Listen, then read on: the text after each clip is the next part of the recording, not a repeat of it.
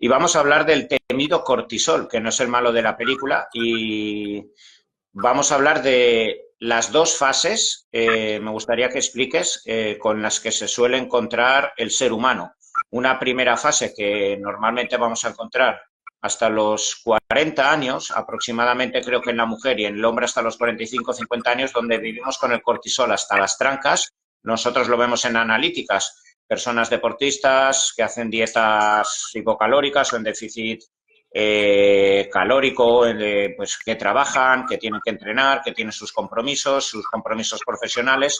Vas ascendiendo profesionalmente, socialmente, en todos los ámbitos de tu vida y tú vas tirando a expensas de que tu cápsula suprarrenal libere mucho cortisol. Esto lo vemos en analíticas de estas personas jóvenes, pero como luego llega un punto de inflexión donde la persona quiere seguir tirando hacia adelante, aparecen muchas de estas patologías ligadas a inflamación, porque la persona ya no tiene la capacidad antiinflamatoria, porque justo ocurre lo contrario. Nos encontramos ahí algo de lo que mucha gente o prácticamente nadie habla, que es el déficit de cortisol. No enfermedad de Addison como tal, que es una enfermedad mucho más severa, sino el devenir de los tiempos, tal como vivimos en esta sociedad, que es el déficit de cortisol, que en muchas ocasiones puede recuperarse si la persona se calma, pero que en otras ocasiones, pues lo mismo que todo. Hay que recurrir a una terapia de reposición de hidrocortisona. Me gustaría que expliques, ¿vale?, ese proceso dual que vemos en tantas ocasiones en pacientes. Sí, al final es también alguna patología muy común que yo al final me llevé una sorpresa en cuanto empecé a trabajar en Keval contigo, al final de gente que viene con este exceso de cortisol que tiene al final implicaciones negativas, para las explicar en el organismo, y luego todo lo contrario, el síndrome de fatiga crónica que se conoce, que es cuando la glándula suprarrenal, que es la productora de cortisol, no es capaz de producir la cantidad suficiente como para poder todos los estresores del día a día, digamos, sobrepasarlos, por así decirlo. Entonces ya cuando cae en declive.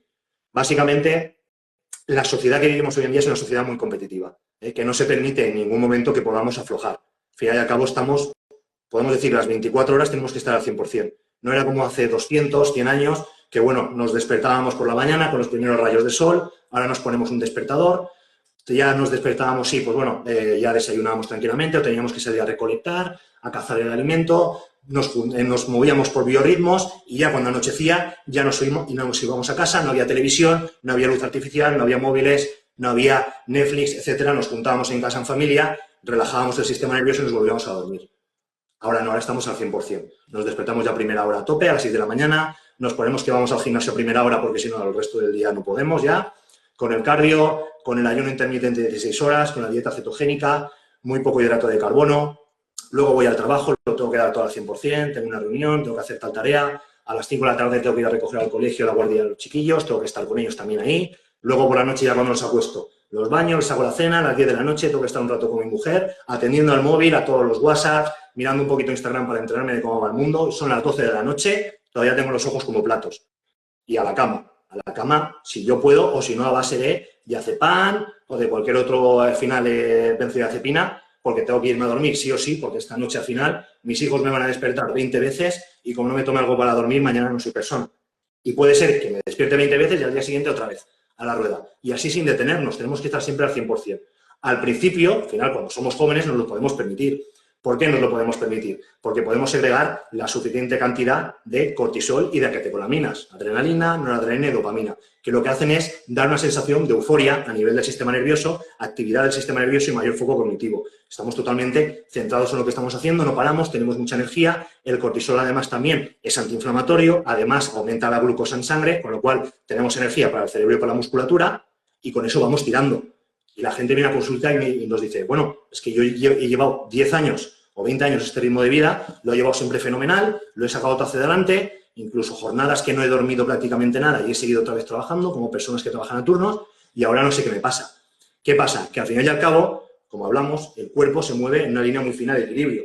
Y cuando esta línea se rompe, que en cualquier momento se romperá, cuando ese proceso inflamatorio que estamos llevando dentro, el cortisol ya no lo pueda controlar, ya sea porque ese exceso de cortisol, al final la glándula suprarrenal se va agotando, ya no es capaz de producir tanta cortisol como el que gastamos a diario, o ya sea también porque las implicaciones que tiene el cortisol a largo plazo, porque al principio son todo beneficios, por así decirlo, de forma aguda, lo que intenta el cortisol y las catecolaminas es que nuestro cuerpo sobrepase ese estresor, se enfrente a él, porque entiende que eso que nos produce estrés, ya sea en el trabajo, a nivel personal, o en el mismo gimnasio, por ejemplo, o con una dieta muy restrictiva, ya le supone un estrés al cuerpo, piensa que es una situación, al final y al cabo, que o me pongo con ello al 100% o a lo mejor no sobrevivo al día siguiente. Y se pone ahí al 100% con ello para que tú lo sobrelleves. Y tú no te enteras, lo estás llevando fenomenal, ¿no? Si yo al final estoy haciendo un ayuno de 18 horas, llevo así 3 años y estoy genial. Y luego hago maratones y me voy a entrenar otra vez en ayunas y hago no sé qué. Y dices tú, madre mía, ¿por qué? Por eso mismo, que llega un momento que se agota. La glándula suprarrenal llega a agotarse. Incluso muchas veces el sistema nervioso crea también una resistencia, igual que se crea en el cuerpo resistencia, por ejemplo, a la insulina o a la leptina, también crea resistencia del cortisol a nivel del sistema nervioso. Y por muy elevado que esté el cortisol, el cuerpo ya no lo detecta. Digamos que ya no existe ese bucle, digamos ese círculo, ese feedback negativo que se conoce, que es si hay mucho cortisol, el cuerpo lo que hace es detectarlo y entonces disminuye el impulso para que se eleve. Pues ya no ocurre esto. Como no lo detecta, que se crea una resistencia, directamente estamos constantemente con esa elevación del cortisol. Y el cortisol es catabólico, señores. Destruye masa muscular para transformarla en energía. Y no solo masa muscular de nuestros músculos, también proteína, por ejemplo, del pelo, de la piel, de las uñas, y también células del sistema nervioso. Con lo cual, esto puede provocar también una neuroinflamación y afecciones neurodegenerativas, también a largo plazo. Después de todo esto, ya lo que puede provocar ya el cuerpo, como he dicho anteriormente, si no puede sobrepasar este estrés, lo que crea es la acción contraria. No puedo enfrentarme a él, lo que voy a hacer es, pues bueno, esconderme, huir, que es la opción número 2. Y lo que hace es disminuir tus hormonas tiroideas, disminuir tu LH y tu FSH, con lo cual disminuirán tus hormonas sexuales, testosterona, estrógenos, estarás más apático, más irascible, más irritable, menos apetito. La dopamina por los suelos. La dopamina también por los pulsos de prolactina, y lo único que tienes ganas es de quedarte en casa, bajar la persiana, tumbarte en el sofá, alejarte de todo el mundo, que todo el mundo te deje en paz, a ver si así me recupero. Pero no, al día siguiente tienes que volver a levantarte, tienes que volver a llevar a tus hijos al colegio, al trabajo y a entrenar si te obligas, que ya no tienes ganas, pero tienes que hacerlo. Y al final ya estás en este círculo vicioso que nuestro cuerpo no es capaz de producir toda esta cantidad de cortisol para sobrellevar el día a día. Y lo que necesitamos aquí es un descanso, básicamente, descansar. Irnos a una isla desierta, que no haya nada de estrés, con lo cual no hacemos trabajar a la glándula suprarrenal. No hacemos que produzca este cortisol que necesitamos para el día a día. Pero no nos lo podemos permitir. Ojalá. Ya por un lado, la frustración que nos puede quedar, dejar a la familia de lado. Dice, a ver, es que ya tenemos pacientes que dicen, es que doctor, yo me siento a gusto cuando mando a mis hijos y a mi mujer o a mi marido a que se vayan por ahí al cine o a cenar y que me dejen en casa. Pero a la vez me causa frustración, porque me gustaría estar con ellos. ¿Y eso qué ocurre?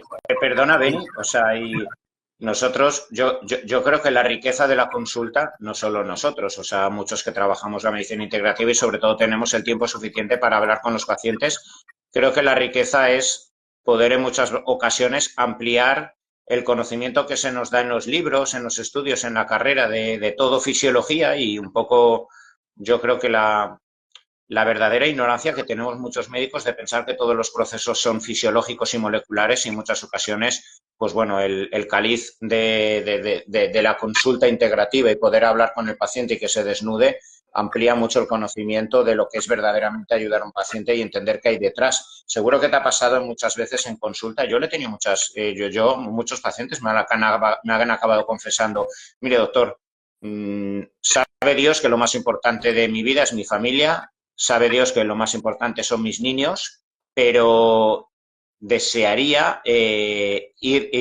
irme a otro lado, abandonarles, no lo puedo evitar, pensarlo, porque internamente es mi deseo de no tener estímulos y de bajar el ruido mental que tengo, pero claro, el sentimiento de culpa de cómo voy a hacer esa barbaridad y al mismo tiempo el sentimiento de culpa de pensar que estoy pensando eso porque soy un cabrón como padre y un cabrón como esposo y plantearme, ¿será que no les quiero? Lo cual esto dispara mucho más el estado de simpaticotonía, porque nos acabamos encontrando un padre y una madre de familia que adora a su familia y que quiere huir de su familia, honestamente, pero que además lo vive en silencio porque ¿cómo cojones le digo yo esto a mi mujer?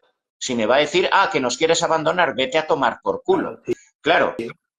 Claro, si te dice, además, que estás todo el día tirado en el sofá, siempre te estamos proponiendo planes, no me haces ni caso, no me haces ni un puñetero detalle, que la semana pasada fue nuestro aniversario, ni te acordaste, ya directamente relaciones sexuales prácticamente no tenemos, y cuando tenemos es porque yo te busco a ti, sea, ¿cuál es el problema? Que el problema soy yo, que yo no te atraigo. Y ahí ya se queda otra vez la pelea, la frustración, que tú no te sientes al final el hombre, en este caso, si estamos hablando al final del hombre, que podría ser también la mujer, no te sientes tú el hombre suficiente para la mujer que tienes delante y para la familia que tienes. Y a lo mejor piensas, ¿qué pasa? No debería haber sido padre, tampoco. Y esto, si se lleva al extremo de tanto aguantar, sí que acaba en un divorcio. Y el problema de todo esto es que todo ese pensamiento, toda esa ideación causa más frustración y más elevación de cortisol, porque es un estrés constante, una rumiación constante que te vas a la cama, no consigues dormir, no consigues relajar el sistema nervioso. Estás, como tú dices, en simpaticotonía constantemente. O sea que no alcanzamos el sueño REM, se eleva el cortisol por la noche, se eleva la glucosa, se eleva la insulina, mayor resistencia a la insulina, mayor inflamación y mayor afectación hormonal y metabólica y también neuroinflamación. Y al día siguiente otra vez, vuelta a la rosca, porque no voy a pedir la baja laboral además, porque mi jefe ya me está mirando de reojo de que ya no rindo como rendía antes, no puedo bajar el pistón y además si soy autónomo ya ni te cuento. Y nos encontramos, digamos, en esta situación, en esta cárcel, se encuentra el paciente que no sabe qué hacer, está colapsado y lo único que le proponen es benzodiazepinas para dormir, bueno, al final y al cabo anfetaminas si las puede conseguir para despertarse, que he visto algunas así, y al cabo, o incluso opiáceos para aguantar la jornada laboral. ¿En serio? ¿Has visto pacientes con anfetas? Algunos con anfetas que han conseguido, evidentemente, de forma ilegal, pero de farmacéuticas que al final es para tratamientos de TDAH y demás, o para gente que tiene narcolepsia. Sí, que tiene narcolepsia y se lo toman para despertarse por la mañana, pero para irse a dormir se tienen que tomar la otra del sueño, la benzodiazepina. Y lo más gracioso de esto es que durante el día están reventados con un montón de sueño, pero no pueden dormir. Cuando tienen que dormir, no duermen, porque tienen totalmente los biorritmos alterados. Un sistema nervioso que está a tope y agotado y un cortisol que no consigue desinflamar, que es lo importante. Y ahí está el problema. Aquí es cuando llegamos ya al síndrome de fatiga crónica. En analíticas, niveles de cortisol que están normales o normales hacia la baja, lo que decimos, intervalos, pero es la cuestión. O sea, ¿cuál es tu intervalo? Intervalo tope de la persona. No hay que generalizar, porque a lo mejor un cortisol, pongamos que el rango normal es entre 8 y 20, por ejemplo, para que la gente nos entienda. Y a lo mejor esta persona lo tiene en 9. Cualquier persona que le viera dice, oye, lo tienes bien en 9. O sea, es que además no tienes ni estrés, mira qué tranquilo que estás con 9. Perfecto. Pero si lo hubieras medido hace a lo mejor 2 años, lo hubiera tenido en 30, por ejemplo. Sí. Por ejemplo, entonces dices tú, vale, algo está pasando. No es normal, porque al final un síndrome de insuficiencia suprarrenal, un Addison, es cuando directamente está fuera del rango, está muy por debajo, está en caída libre, que ahí ya se entiende que es patológico, pero al final aquí hay una gran escala de grises. También ojo, pero yo he visto pacientes estar durante, mira, pues al llevar ya 20 años en consulta, he tenido pacientes, hombres y mujeres, con una dinámica de 24, 28, 35, ir viendo cómo ha ido bajando, estar, como tú dices, en 9, en 7, en 8, ahora estar en 2 prácticamente indetectable, claro, y le diagnostican un Addison. No es un diagnóstico porque sí ahora, después de las pruebas luego de provocación que tienes un Addison, que te la has reventado durante 20 años, porque has hecho maratones, has hecho triatlones, has tenido 4 hijos, has tenido una empresa y al final tu cápsula suprarrenal se agotó literalmente.